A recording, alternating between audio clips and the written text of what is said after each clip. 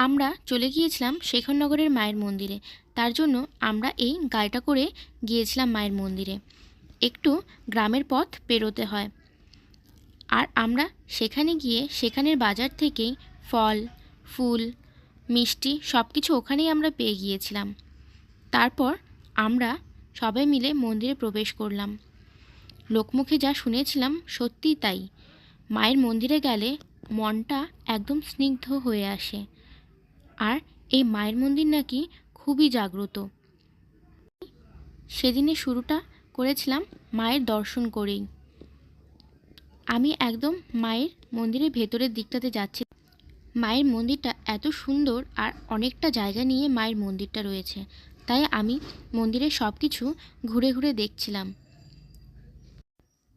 আর তারপর চলে গিয়েছিলাম মায়ের মন্দিরে। আর মায়ের মন্দিরে পুজো দিয়ে সত্যি মনটা একদম খুব আনন্দে ভরে